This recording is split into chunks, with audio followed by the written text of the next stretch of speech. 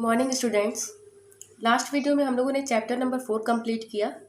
इसके बाद है चैप्टर नंबर 5 जिसका नाम है समांतर श्रेणी, जो कि आप लोग के सिलेबस से हटा दिया गया है। तो हम लोगों को समांतर श्रेणी पढ़ना नहीं है।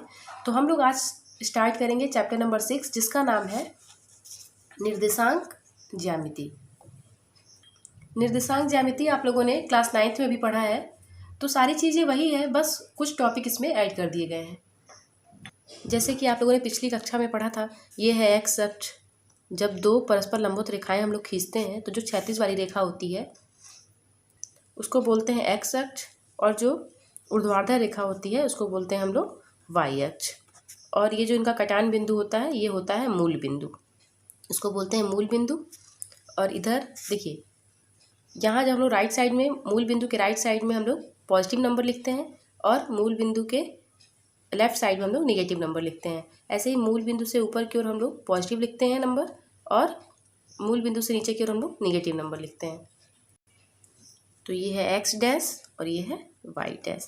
देखिए, जब भी हम लोग ये लंबवत रेखाएं खींचते हैं एक्स अक्ष और वाई अक्ष, तो हमारा क्या परिभाषित होता है? कार्तीय तल। मतलब हम लोग खींच दिए तो ये क्या हो गया? आपका पूरा कार्तीय तल हो गया। और कार्तीय तल एक्स अक्ष और वाई अक्ष द्वारा 4 भागों में बटा होता है। ये 4 भाग आपको दिख रहे हैं। तो इस 4 भाग में प्रथम वाले को हम लोग कहते हैं प्रथम चतुर्थांश, इसको हम लोग कहते हैं द्वितीय चतुर्थांश। ये सब आप लोग को 9th में बता दिया गया है। ये होगा तृतीय चतुर्थांश,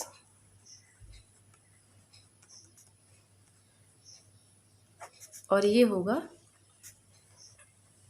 चतुर्थ चतुर्थांश। तो कार्तीय तल क्या होता है? कार्तीय तल एक्स अक्ष और वाई अक्ष द्वारा परिभाषित होता है। हम लोग ऐसे खींच देंगे तो ये हो गया पूरा कार्तीय तल। और कार्तीय तल इन रेखाओं द्वारा 4 भागों में बटा होता है, जिसको हम लोगों ने क्या क्या नाम दिया? प्रथम चतुर्थांश, द्वितीय चतुर्थांश, तृतीय चतुर्थांश और चतुर्थ चतुर्थांश। कार्तीय तल में हम इन रेखाओं की सहायता से किसी भी बिंदु को दर्शा सकते हैं। किसी बिंदु के निर्देशांक क्या होते हैं? जिसको हम लोग ब्रैकेट में लिखते हैं किसके रूप में? भुज और कोटि के रूप में, जिसकी सहायता से हम उस बिंदु को कार्तीय तल में दर्शाते हैं। अभी आप लोग को पता होगा कि अगर कोई बिंदु प्रथम चतुर्थांश में स्थित है तो उसका भुज भी पॉजिटिव होगा और कोटि भी पॉजिटिव होगा। और अगर द्वितीय चतुर्थांश में कोई बिंदु स्थित है तो उसका भुज क्या होगा? निगेटिव होगा, और कोटि क्या होगा? पॉजिटिव होगा। ये भी आप लोग को 9th में बताया जा चुका है। अगर कोई बिंदु तृतीय चतुर्थांश में स्थित है तो उसका भुज और कोटि दोनों ऋणात्मक होगा, और अगर चतुर्थ में है तो उसका भुज प्लस होगा और कोटि माइनस होगा। मतलब अगर कहा जाए कि कोई बिंदु P है जिसका निर्देशांक 2, -3 है, तो वो किस चतुर्थांश में स्थित होगा? देखिए, भुज पॉजिटिव है और कोटि निगेटिव है। तो ऐसा कहाँ है? यहाँ पे, यानी चतुर्थ चतुर्थांश में बिंदु P स्थित होगा। अब देखिए, अगर दो बिंदु हैं, एक को P मान लें, एक को Q मान लेते हैं। P का निर्देशांक हम लोग मान लेते हैं x1, y1। Q का निर्देशांक हम लोग मान लेते हैं x2, y2। तो अगर इनके बीच की दूरी निकालना है हमको, PQ, तो फॉर्मूला क्या होता है? PQ बराबर √x2 - x1 का whole square plus y2 - y1 का होल स्क्वायर। या इसी फॉर्मूले को आप लोग ऐसे भी लिख सकते हैं, x1 - x2 का whole square plus y1 - y2 का होल स्क्वायर। तो कोई भी आप लोग यूज करिए, चाहे ये वाला फॉर्मूला यूज कीजिए या फिर ये वाला यूज कीजिए, उससे कोई दिक्कत नहीं है, आंसर सेम आएगा। तो कभी भी दो बिंदु अगर आपको पता हो और दोनों के निर्देशांक दिए गए हों तो, और कहा जाए कि उन दोनों बिंदुओं के बीच की दूरी निकालिए, तो फॉर्मूला ये लग जाएगा। ठीक है, जैसे मान लीजिए अगर कोई बिंदु है 2, 3, इसको P मान लेते हैं, और दूसरा बिंदु है -4, 3, ये Q है, और कहा जाए कि डिस्टेंस निकालिए, PQ निकालिए। तो PQ बराबर क्या होगा? देखिए, ये है x1, y1, ये है x2, y2। तो फॉर्मूला क्या होता है? x2 - x1 का होल स्क्वायर। x2 कितना है? -4, माइनस x1 कितना है? 2, इसका whole square, plus y2 minus y1 का होल स्क्वायर। y2 कितना है 3 माइनस y1 कितना है 3, इसका होल स्क्वायर। अब देखिए यहाँ हो जाएगा -6 का होल स्क्वायर प्लस 0 का होल स्क्वायर। तो यहाँ देखिए 0 का होल स्क्वायर मतलब 0 और यहाँ -6 का होल स्क्वायर मतलब √36 और इसको जब हम लोग बाहर निकालेंगे तो कितना होगा 6 होगा। PQ बराबर 6 मात्रक या 6 इकाई। एक चीज़ हमेशा ध्यान रखेंगे आप लोग कि दो बिंदुओं के बीच की दूरी हमेशा क्या होगी, धनात्मक होती है। देखिए जो नोट्स का PDF आप लोग को भेजा जाएगा उसमें आप लोग यहाँ पे या करके AB बराबर, फिर ये दूसरा वाला फॉर्मूला भी यहाँ पे लिख लीजिएगा कि √x1 माइनस x2 का whole square plus y1 minus y2 का होल स्क्वायर। अब हम लोग एक्सरसाइज 6.1 स्टार्ट करते हैं। एक्सरसाइज 6.1 का फर्स्ट क्वेश्चन है, निम्नलिखित बिंदुओं के बीच की दूरी ज्ञात कीजिए। देखिए 3 पार्ट इसमें दिए गए हैं और बिंदु दिया गया है। तो फर्स्ट का फर्स्ट पार्ट सॉल्व करते हैं। जो बिंदु दिया है उसमें से एक को मान लेते हैं A और दूसरे वाले को मान लेते हैं B। तो x1 क्या होगा 2, x2 क्या होगा 4, y1 क्या होगा 3 और y2 क्या होगा 1। तो x1 x2 y1 y2 हम लोग लिख लेंगे पहले, क्योंकि इसी की ज़रूरत पड़ने वाली है। तो AB बराबर फॉर्मूला हम लोग क्या जान रहे हैं, √x2 माइनस x1 का whole square plus y2 minus y1 का होल स्क्वायर। तो अब देखिए x2 x1 y2 y1 सबकी वैल्यू है आपके पास। यहाँ पे वैल्यू पुट करके जब हम लोग सॉल्व करेंगे तो AB बराबर आएगा √8 और जब इसका वर्गमूल आप लोग निकालेंगे तो कितना आएगा 2√2, मात्रक या फिर इकाई लिख सकते हैं। तो AB निकल गया, यानी A और B के बीच की दूरी। अब ऐसे ही जैसे आप लोग को पहले का पहला पार्ट बताया गया है वैसे ही आप लोग पहले का दूसरा, तीसरा और प्रश्न संख्या 2 स्वयं हल कर लेंगे, क्योंकि उसमें इन सभी प्रश्नों में क्या करना है, दो बिंदुओं के बीच की दूरी निकालना है। थर्ड क्वेश्चन देखिए, यदि बिंदुओं 3, A और 4, 1 के बीच की दूरी √10 हो तो A का मान ज्ञात कीजिए। तो देखिए इसमें जो बिंदु दिया है उसमें पहले वाले बिंदु का जो कोटि है वो A है और इसी A का मान निकालना है और कंडीशन क्या दिया है कि इन दोनों बिंदुओं के बीच की दूरी कितनी है, √10। तो देखिए पहले तो दोनों बिंदुओं के बीच की दूरी निकालते हैं। तो दोनों बिंदुओं के बीच की दूरी हम निकालेंगे तो देखिए फॉर्मूला क्या हो जाएगा, x2 माइनस x1 का होल स्क्वायर मतलब 4 माइनस 3 का whole square plus y2 minus y1 यानी 1 माइनस A का होल स्क्वायर। तो जब इसको सॉल्व करेंगे तो 4 में से 3 को माइनस करेंगे 1 का होल स्क्वायर करेंगे 1 प्लस 1 माइनस A का होल स्क्वायर। ये दूरी है किसके बीच की, इन दोनों बिंदुओं के बीच की।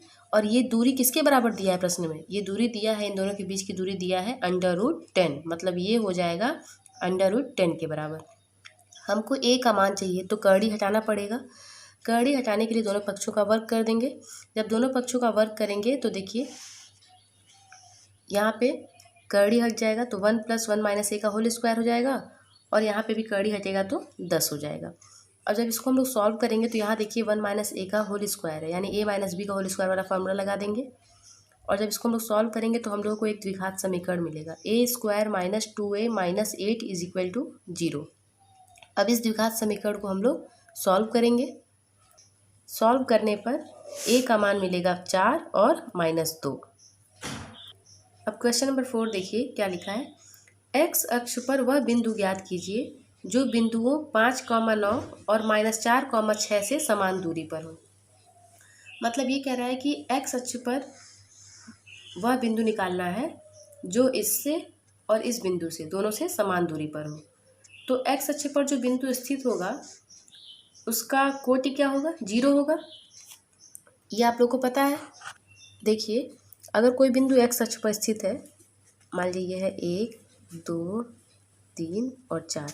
अगर हम इस बिंदु की बात करें तो इस बिंदु का निर्देशांक अगर पूछा जाए तो आप लोग क्या कहेंगे, इस बिंदु का निर्देशांक हो जाएगा 4, 0। तो अगर कोई बिंदु x अक्ष पर स्थित है तो उसका कोटि क्या होगा, 0।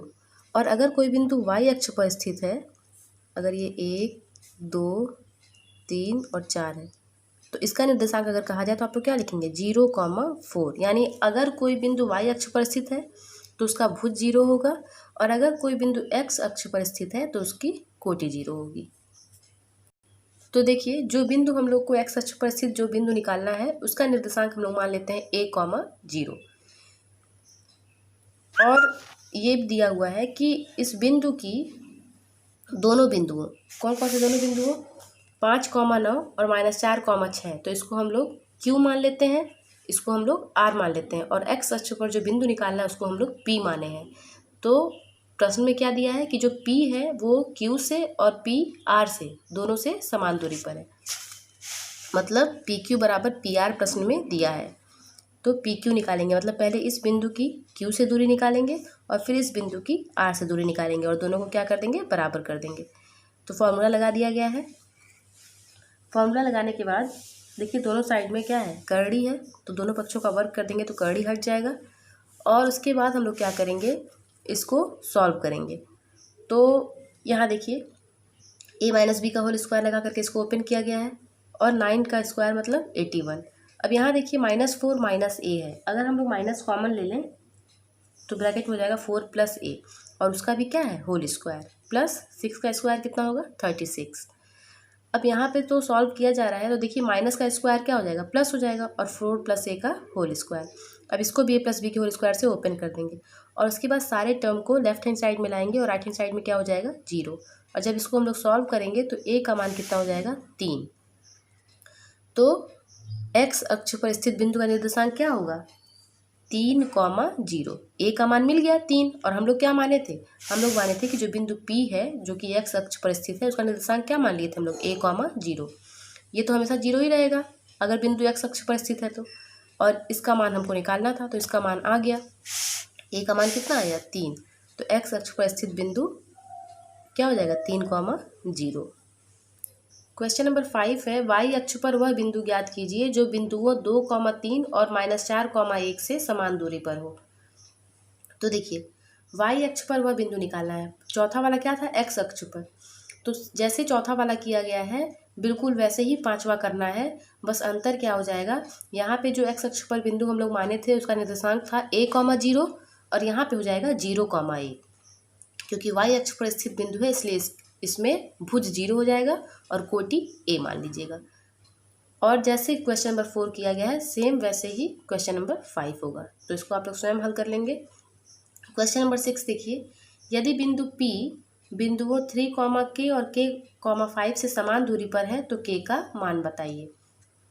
मतलब ये जो P है वो इससे और इससे दोनों से समान दूरी पर है, तो इसको हम लोग Q मान लें, इसको हम लोग R मान लेते हैं। तो प्रश्न में दिया है कि PQ बराबर PR, और हम लोग को निकालना है K का मान। तो देखिए प्रश्नानुसार PQ बराबर PR दिया गया है, अब वैल्यू हम लोग पुट कर लेंगे। वैल्यू पुट करने के बाद हम लोग क्या करेंगे, करड़ी हटाने के लिए दोनों पक्षों का वर्ग कर देंगे। तो जब दोनों पक्षों का वर्ग करके इसको हम लोग सॉल्व करेंगे तो K का मान आ जाएगा 1, और K का मान हम लोग को निकालना था। और जो क्वेश्चन नंबर 7 है वो बिल्कुल क्वेश्चन नंबर 6 की तरह है, तो प्रश्न संख्या 7 आप लोग स्वयं हल करेंगे। क्वेश्चन नंबर 8 है, यदि बिंदु P जिसका निर्देशांक है x, y बिंदुओं A और B से एक समान दूरी पर है, सिद्ध कीजिए 3x बराबर 2y। मतलब दिया है PA बराबर PB, और उसकी सहायता से आपको ये सिद्ध करना है 3x = 2y। तो देखिए जो कंडीशन दिया गया है PA बराबर PB, मतलब P से A के बीच की दूरी और P से B के बीच की दूरी आपस में क्या है, बराबर है। तो दोनों की दूरी यानी कि बिंदु P और A के बीच की दूरी निकालेंगे और बिंदु P और B के बीच की दूरी निकाल करके दोनों को क्या कर देंगे, बराबर कर देंगे। फिर कड़ी हटाने के लिए क्या करेंगे, दोनों पक्षों का वर्ग करेंगे। फिर क्या किया गया है, सॉल्व किया गया है, और जब सॉल्व किया गया तो लास्ट में आप लोग को क्या मिलता है, 3x बराबर 2y। यही सिद्ध करना था। क्वेश्चन नंबर 8 की तरह ही क्वेश्चन नंबर 9 है, ये बिंदु इन दोनों बिंदु से समान दूरी पर है और सिद्ध करना है bx बराबर ay। तो इसको आप लोग ट्राई करिएगा, नेक्स्ट वीडियो में इसको बताया जाएगा।